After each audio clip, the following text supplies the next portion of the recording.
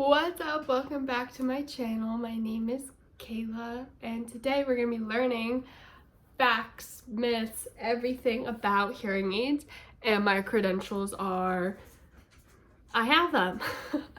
So if you know me, if you don't know me, I have been wearing hearing aids since I was in 6th grade. I don't know how old that is, but I have had hearing loss since I was born.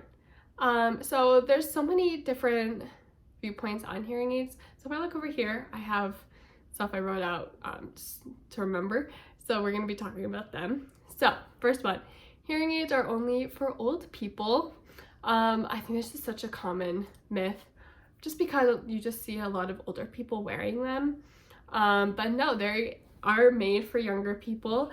You can even customize them and put sparkles in your mold. If you do have a mold, you can change the color of this.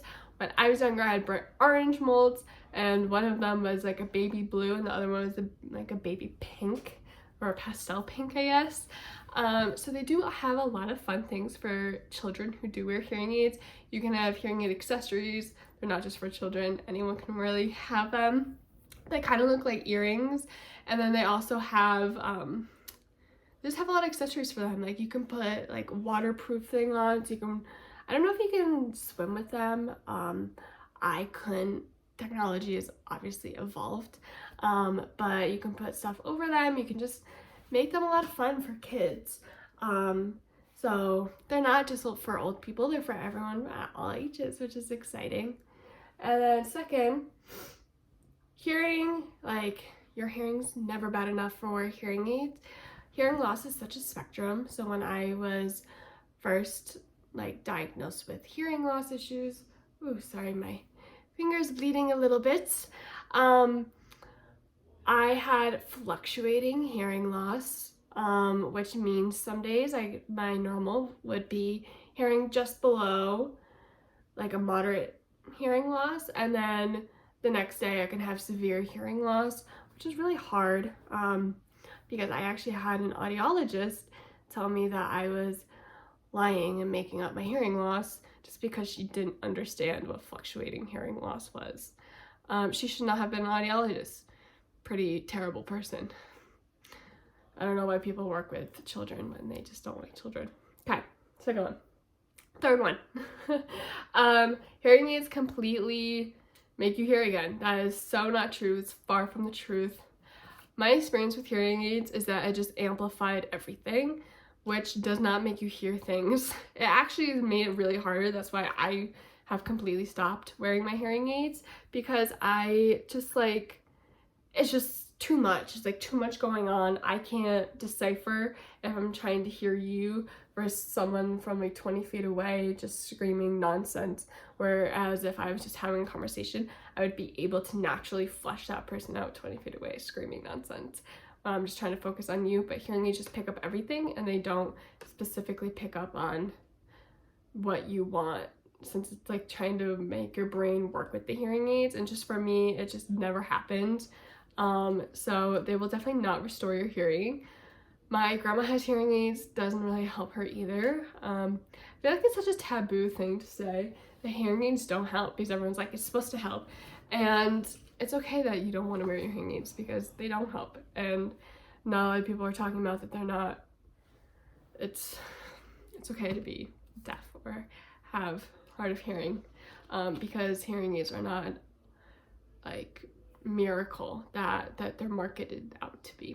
Okay, next one. Hearing aids are ugly and huge. So there's so many different types of hearing aids. There's behind the ear hearing aids, in the ear hearing aids.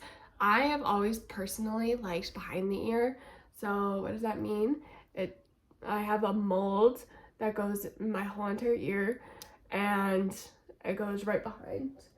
And then there's some that it's like a device that just goes right in here, and there's nothing behind the ear.